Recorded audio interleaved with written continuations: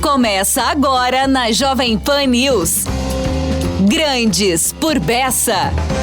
A plataforma feita especialmente para pessoas com muita personalidade. Exatamente, estamos começando mais um Grandes por Bessa aqui na Jovem Pan Curitiba, para todo o Paraná, neste sábado 8 de fevereiro. E olha só, hoje a gente vai falar aqui de um assunto que eu tenho certeza está na cabeça de muita gente. Muita gente pensa por que isso aconteceu, não tem volta. Muitas pessoas me perguntam, por eu ser uma pessoa da área, o que eu acho e tudo mais. Mas não importa o que eu acho, importa a opinião de quem escreveu sobre isso. Hoje eu tenho o prazer de receber o meu colega jornalista Aderbal Fortes, de Sá Júnior, jornalista de um dos mais importantes do Brasil, aí já passou por todos os veículos de Curitiba, praticamente todos eles, rádio, televisão, jornal, e só falta passar pela internet agora. E o Aderbal veio aqui falar hoje sobre o seu mais recente livro, que é o Nicodemo, Obituário Sincero dos Jornais de Curitiba. Por que os jornais de Curitiba estão, eu não vou dizer que acabaram 100%, porque restam alguns. Bom dia, Aderbal. Bom dia, obrigado pelo convite, estou muito feliz, honrado por estar aqui com você, e essa oportunidade para nós é muito boa, porque parece que é o momento de falar na volta dos jornais, né? Pois é. Os jornais estão ressurgindo de alguma forma, com forma da internet, né? e outros formatos, e vamos constatar assim, há jornais circulando em Curitiba, né? Tem 3 que eu acho que são bons jornais, cada um com o seu público. Há jornal que voltou a viver no Brasil, né? O Correio do Povo de Porto Alegre estava morto, ressurgiu. O Jornal do Brasil ressurgiu. São boas notícias. Agora, esse obituário é importante porque, assim como em determinado momento o New York Times resolveu melhorar o obituário dele, levantando a história de quem tinha morrido, que era importante, mas que não era um figurão, não era ministro, não era ex-presidente, nem dono de banco. Ele escalava os melhores da redação para cada um fazer uma matéria sobre uma pessoa ao acaso. Aí o Jornal do Brasil do Rio fez a mesma coisa, teve bastante sucesso. E eu acho que o que eu estou fazendo aqui é mais ou menos isso. Eu estou pegando a história e dentro da história dos jornais que morreram, eu estou tirando episódios que são importantes e personagens que são espetaculares. Se você está lendo o livro, você está convivendo com o Percival Charquete, com o Netinho, João de Deus Freitas Neto, é gente assim que tinha muito entusiasmo pela profissão e que sabia que o jornalismo, a nossa profissão, é importante. A nossa profissão, eu acho que nós somos o médico da cidade, o médico da sociedade. Você faz o diagnóstico, você propõe soluções e o tempo todo você está oferecendo uma oportunidade para a pessoa melhorar. Uhum. E por que você recorreu à figura do Nicodemo, né? Que o Nicodemo é era como eram chamados, ou pelo menos um deles, aquele cadáver, né, de um morador de rua que era doado para a universidade, para estudos, né? Foi muito engraçado. Era o mascote da medicina nos Jogos Universitários. Chamava Nicodemo. A música elogiava o Nicodemo. Dizia, o Nicodemo da faculdade estava banhado em criolina, hoje acordou, então gritou, quem vai ganhar é medicina. Uhum. E eu estava assistindo isso, são memórias que você tem de 10 anos de idade. Estava assistindo e olhei a camisa, né? A medicina verde e branco, eu sou coxa. Daí imediatamente me identifiquei e o Nicodemo ficou na minha cabeça. Daí eu olhei, quem é o Nicodemo? É uma pessoa que morreu na rua e que foi parar na universidade a pretexto de investigação. Na realidade, ele não era investigado, né? Sim. Retiravam o fígado para fazer estudos, o coração, trepanavam o cérebro. E o Nicodemo ficou sendo, para mim, um símbolo da pessoa que está abandonada e que o jornalismo não tinha pensado direito a respeito daquele fenômeno, né? Que é a pessoa morrer na rua e ninguém pensar nisso. Uhum. Até que chegou em 1974 o Leite Chaves. lembra da eleição de 74? Sim. Foi devastadora, né? Senador lá de Londrina, né? Em 70, a Arena tinha dado uma lavada, porque o MDB, em sinal de protesto, não apresentou candidatos e ocupou a maior parte da Câmara. Em 74, estava um clima no ar, assim, vai acontecer alguma coisa. Havia um certo descontentamento e o Leite Chaves pressentiu isso e lançou-se candidato em Londrina. O mérito do Leite Chaves até aquele momento é ter passado 15 dias na cadeia em 64. Ele era bancário, advogado, sob suspeita de subversão, que não se confirmou, porque realmente ele era só um advogado. Mas ele se elegeu, foi uma eleição devastadora, a oposição fez maioria e ele chegou no Senado. Veja, primeira eleição elegeu senador. Chegou no Senado e apresentou esse projeto, regularizando a situação de quem morre na rua. Olha só. Eu já peguei essa parte do livro. Então, exatamente. o Nicodemo tinha nome. Tinha nome. A partir daí, o Nicodemo ganhou uma certa dignidade. Então, vamos homenagear também o Leite Chaves no livro. É um personagem que eu acho muito simpático da política do Paraná. Não, e é quase que um livro de história também, né? Porque é bem como você falou. Você vai revendo ou conhecendo figuras importantes, não só do jornalismo aqui, que atuaram no Paraná, em Curitiba, né? Mas outros personagens também que gravitavam aí no mundo intelectual, acadêmico, né? Muita gente né? E histórias, né? Histórias até da própria cidade, né? Você morava ali na Rua Cruz Machado, né? Quando tinha campinho de futebol ali. Acabaram com a Rua Cruz Machado. Eu estava comparando aí no livro, eu comparo com a Goethestrasse de Frankfurt, que é curtinha, exatamente como a Cruz Machado. Deve ter 4 quadras. Conhece lá? A Goethestrasse é uma rua que está cheia de joalheria, de lojas famosas. Eu estive uma vez em Frankfurt, mas não lembro dessa rua. Essa rua estreitinha e tal, muito bonita. Todo mundo leva você lá para conhecer, porque é onde vende joia, aqueles relógios que os políticos gostam de ganhar. Bom, não é o meu caso, eu não tenho bala na agulha para isso. Que árabe dá, ele está potentado, de repente para um carro, desce um potentado árabe lá na joalheria. Então, aquela rua eu imaginava que era Cruz Machado, porque é a mesma largura, é o mesmo comprimento, até que arrombaram ali aquela parte da Voluntária da Pátria, daí ligaram com a Rua do Rio e não aconteceu nada, né? Eu digo, aí virou a Rua do Crack. Foi, em vez de melhorar... Crack e da vida noturna curitibana, fumacinha, né? Fumacinha, aquelas bocas, aquela... Isso. E tem um episódio engraçado e ao mesmo tempo meio trágico, que só não se tornou mais trágico porque não se consumou. Um cara atirou no outro e estava passando criança pela manhã. E foi a hora que a gente resolveu mudar de lá, né? Nada como a gente... Nada diferente do que acontece hoje, né? Hoje deve estar assim, né? Hoje eu tenho medo de ir para lá. Nas grandes cidades, inclusive a nossa. Aderbal, antes que os ouvintes fiquem nervosos comigo, eu preciso te fazer a pergunta crucial. Por que os jornais de Curitiba acabaram? Pelo menos os grandes jornais, Estado do Paraná e mais recentemente Gazeta do Povo, que um jornal centenário, né? Eu tinha um professor de sociologia que falava patrimonialismo, né? É você ter a sensação que porque você tem uma posição privilegiada, você é dono de tudo, né? É dono o que fizeram com os jornais foi uma visão patrimonialista na imprensa, da comunicação. O meu amigo Bento Munhoz da Rocha vai ser eleito, meu amigo e primo e cunhado e irmão e sobrinho, vai ser eleito governador do estado. Eu vou fazer um jornal para ele ficar feliz. Se alguém brigar com ele, eu brigo com o cara que brigar com ele. Então, um jornal para defender o governador, para falar bem do governo. Por quê? Porque nós somos parentes, nós gostamos dele, nós queremos que ele tenha um apoio. E o público, o pessoal lê, vai ter crônica, eu vou pedir para... Na época, a esposa do Bento era a Dona Flora, né, que escrevia muito bem, para fazer crônicas.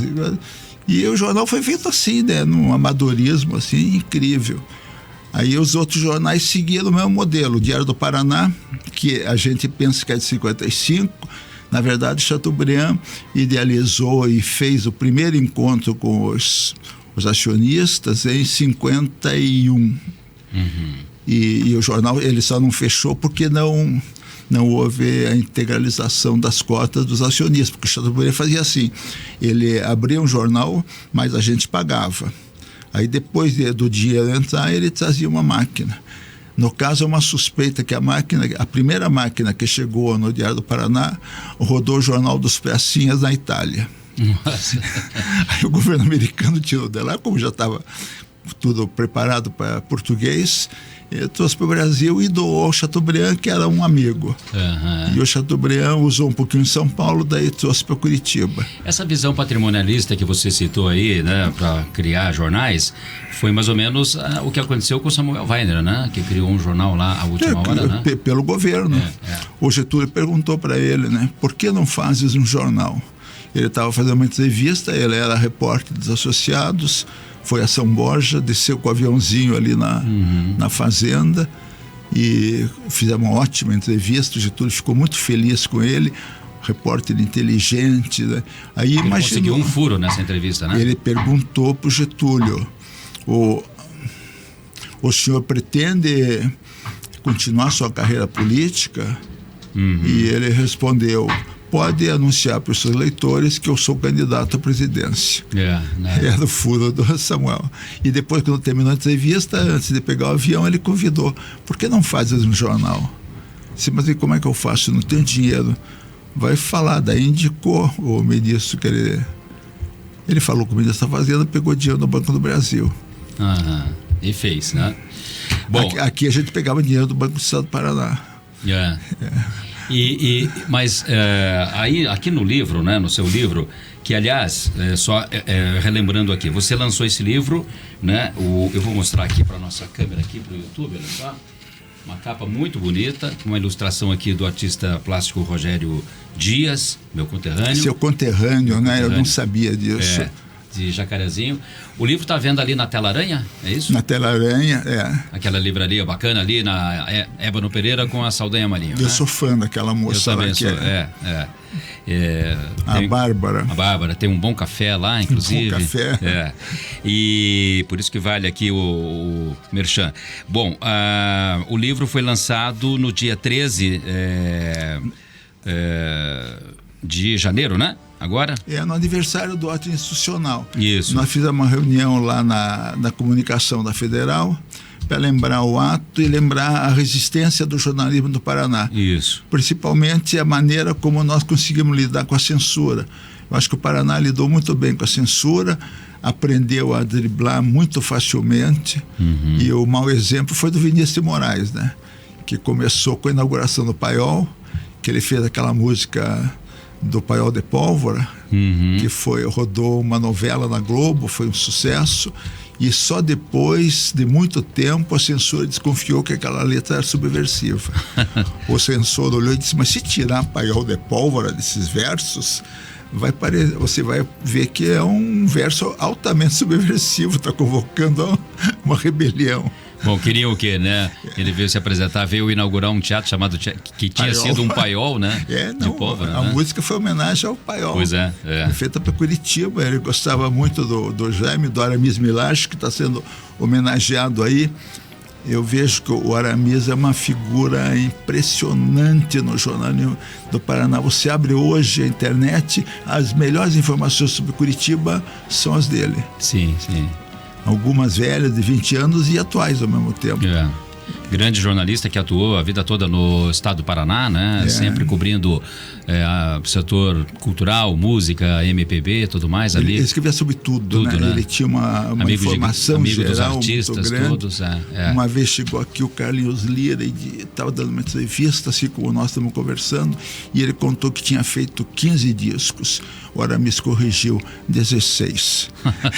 Sabia mais que o próprio. Não, daí teve aquele disco que era o Tião Macalé na bateria, que era o fulano e tal, e contou as músicas e disse quem eram os músicos, quem tinha Afinal, ele tinha mais informação sobre o Carlinhos Lira do que o próprio.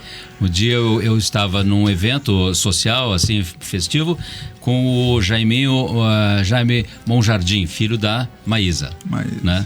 Aí conversando com ele, nós fomos apresentados, conversando com ele, quando eu disse que era jornalista, ele falou assim: aqui em Curitiba teve um jornalista muito importante, eu não sei se ele ainda está vivo ou não, chamado Aramis Milarchi. Eu falei, não, sim, teve, ele já é falecido. Pois é, ele foi muito amigo da minha mãe e tal, fez grandes entrevistas com a minha mãe e tudo mais. Então você veja, ele, né, o filho da Maísa foi lembrar dele. Mas Aderbal, o Aderbal Fortes de Sá Júnior, né, curitibano, estou conversando com ele aqui, autor do livro Nicodemo, Obituário Sincero dos Jornais de Curitiba, que faz uma como é que fala quando a gente vai estudar um cadáver? Faz uma anatomia? Como é que é? Né? Do fim dos jornais de Curitiba. Você aprende na anatomia patológica, né? A dissecar o cadáver. Descobrir as causas da morte. E você escreveu, junto com o seu amigo e parceiro Paulo Vítola, né, alguns espetáculos teatrais, entre eles o Cidade Sem Portas. Então dá para fazer uma comparação aqui. Hoje somos uma cidade sem portas, já éramos naquela época, e sem jornais também, né, praticamente, né? Apesar de restarem alguns ainda. A ideia da Cidade Sem Portas era aquela do Drummond, né? Uma cidade sem portas, de casas sem armadilhas. O Drummond imaginava que era a cidade ideal, onde todo mundo era livre, você não tinha medo de nada, a ponto de não precisar colocar porta na sua casa. Nós estamos sonhando com uma cidade assim, e no meio daquela conversa com o Paulo que a gente teve, a gente pensou nisso, né? Vamos imaginar que Curitiba vai melhorar. Porque Curitiba não estava boa, nem no tempo do Jaime, né? O Jaime eu acho que foi um período muito bom da cidade. Do Jaime Lerner, né? O Jaime Lerner teve um período muito bom para Curitiba, mas ele não resolveu os grandes problemas da cidade. E vamos tentar pensar que Curitiba vai melhorar. Por quê? Porque Curitiba vai discutir os seus problemas, que é o jornal, né? O jornal é o canal onde você reclama, você comenta, você mostra e você se acha. É o jornal bom, né? Claro. Mas a internet ocupou acho que ela ocupou um pouco esse espaço hoje dos jornais, né? Virou um grande fórum de discussão, só que sem, digamos assim, cada um joga ali o que quer, do jeito que quer e tudo mais, né? Eu acho que o algoritmo criou inimigos, né? Virou um Atletiba desse de domingo agora, que é sangrento. Virou a cidade... É um Atletiba, você imediatamente identifica no teu vizinho o lado que ele está. Um Atletiba permanente, né? É a primeira coisa que você quer saber, né, em quem que você votou. É uma cidade muito triste, porque não era assim, né? A gente não está muito preocupado. O Fernando Flores, que tinha sido um grande político da época do Manuel Ribas, que era um gaúcho que veio para cá, ele tinha uma frase que eu gostava muito. Ele deu uma entrevista para Miriam Caranha e para mim uma vez, e no meio da conversa ele definiu o político. Ele diz: político é aquele que não deixa o amigo na chuva e no tempo. E essa ideia é uma ideia muito boa. Ele era amigo do meu pai, né, que gostava dele. E é uma ideia que você tem, assim, que a missão da política não é brigar, não é transformar o vizinho no inimigo.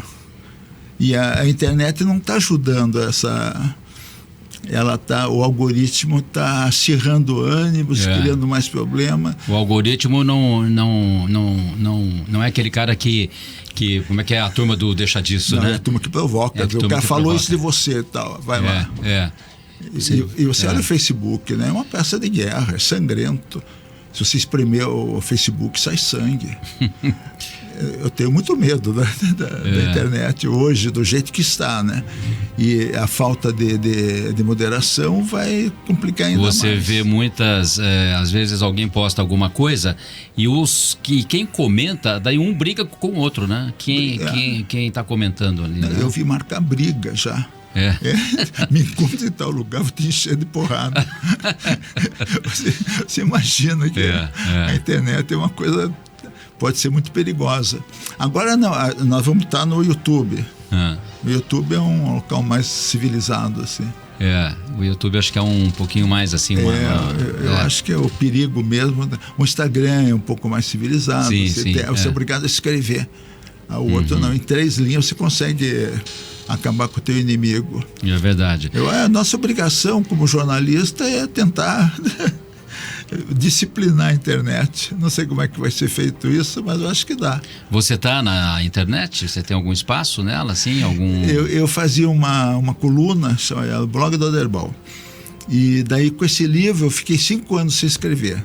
E de medo também da pandemia, né? Porque para escrever blog, você é obrigado a sair de casa. Sim. Eu fiquei muito tempo sem sair de casa, né? Comendo e criando barriga. Aí, agora não. Agora estou imaginando que está um pouquinho menos perigoso, né? Ele está saindo na rua, está resolvendo alguma coisa. Nós temos uma missão na Academia de Letras, né? Que eu estou lá há 20 anos. Sim, na Academia Paranaense de Letras, exatamente. Você entrou lá em 2007, né? Esse ano a gente está tentando fazer uma maratona de leitura em Curitiba.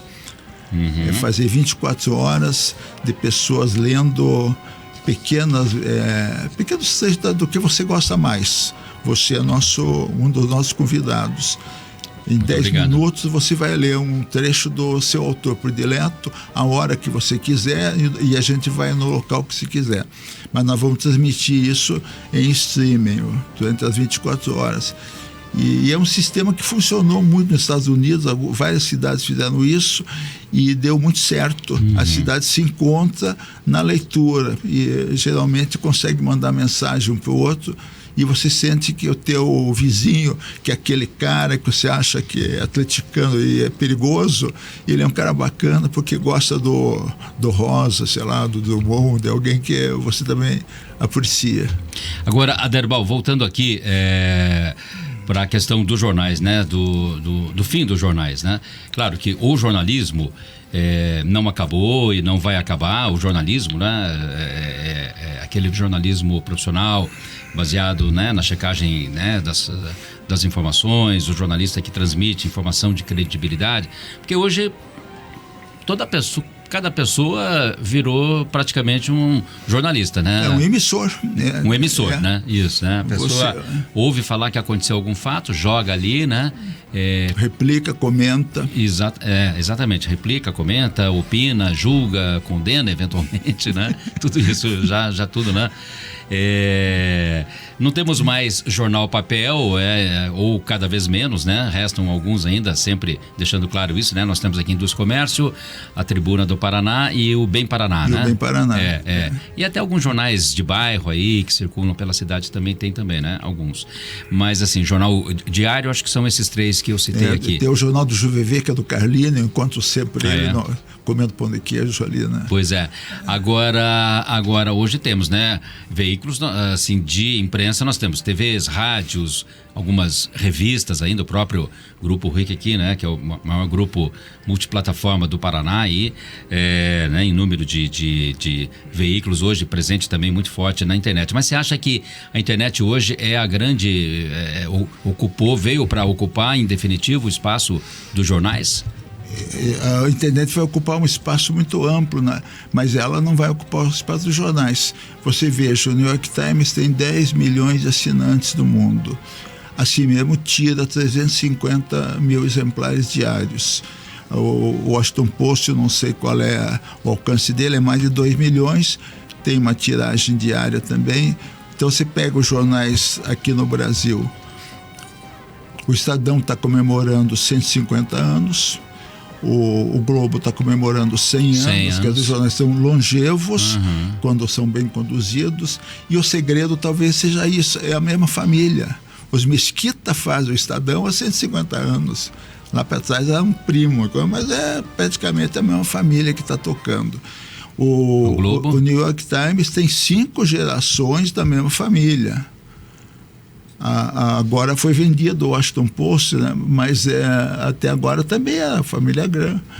Então, os jornais que têm essas famílias foram conduzidos com muita dignidade, né? E os jornais que foram acidentais, porque estavam apoiando o governante do momento, eles desapareceram mais cedo. Eu falo aí do cordão umbilical entre o caixa do jornal e o tesouro do palácio. Porque ontem mesmo nós tivemos um café com o Farouk El-Khatib, que é um grande editor, né? Eu tenho grande admiração por ele. E ele estava lembrando que na época que ele era dono do Correio de Notícias, o Abdurrahman Kuda fazia uma reunião entre os donos do jornal e fazia aquela divisão: você vai ficar com tal cota, você vai ficar com a outra cota e tal. Todo mundo concordava e todo mundo sabia que tinha uma receita no palácio. Isso foi fatal. Esse era o jornal vira um parasita, né? Um bicho que se gruda naquele corpo do governo e não quer largar mais. E os governos não são para sempre, né? Você não tem que mandar. Felizmente. Veja que facilidade. Uma coisa é você negociar o ano inteiro com o palácio, outra coisa é todo dia ter vários funcionários do departamento comercial que tem que batalhar com o mercado aí, anúncio para garantir que você vai pôr no dia seguinte, que o jornal vai ter dinheiro para comprar uma bobina. É muito trágico. Bom, são... mas olha, todas essas histórias, todas essas considerações aqui que o Aderbal Fortes está fazendo, estão aqui no seu ótimo livro, que eu vou me arvorar aqui em recomendar o livro, né? Muito bom. Nicodemo, Obituário Sincero dos Jornais de Curitiba, um livro aqui, ó, de 350 páginas, né? Um pouco mais até. Aderbal Fortes de Sá Júnior, jornalista, autor de Curitiba no tempo do Jazz Band, no tempo do Canê, Ney Braga, Tradição e Mudança na Política. Escreveu também espetáculos musicais, teatrais, membro da Academia Paranaense de Letras, passou aí por diversos veículos de comunicação, TV, rádio, enfim, né? Foi editor do Show de Jornal, né? Lá com a Laís Mann. Fizemos o Show de Jornal com a Laís. Estava lá na festa lançamento agora. Sim, minha amiga. Ela me Laís deu a Mann. honra de ir lá. Junto com o Jamu Júnior, né? E o JJ Arruda. E ela e o Paulo Vitor lá na nossa festa Paulo agora de lançamento do livro. Paulo é o parceiro. É o atual presidente da Academia, né? De Letras. Aderbal, infelizmente o nosso tempo aqui já chegou ao fim. Quero te agradecer muito por ter vindo hoje aqui, especialmente participar desse Grandes por Beça, nesse sábado, 8 de fevereiro. Parabéns por esse livro, muito bem escrito, né? A pesquisa aqui foi da Adélia, né? Adélia Lopes. Tem uma equipe aí que trabalhou, a Kazu Mirono trabalhou na pesquisa. Grande jornalista, o Adélia. Beco Prado. É uma equipe. E eu devo muito também, que eu vou citar aqui, a Shirley Galupo, que coordenou tudo. É uma jornalista veterana que sempre trabalhou comigo nesses projetos. Bacana. E deu certo. Vai ter outro lançamento? Vai ter outro lançamento na Curitiba, mas eu espero poder avisar você do lançamento. Me avise ainda que eu não tenho a data. Farei com todo prazer a divulgação. Muito obrigado mais uma vez, parabéns. Obrigado, parabéns para vocês pelo programa. Obrigado mesmo. O Grande por Beça desse sábado vai ficando por aqui, agradeço a sua atenção. Vem aí meu amigo Carlos Eduardo Canto com o Mercado Imobiliário de Canto a Canto. Um ótimo final de semana e até o próximo sábado. Você ouviu Grandes por Beça. Para pessoas com muita personalidade, na Jovem Pan News. De volta sábado às 11 horas da manhã.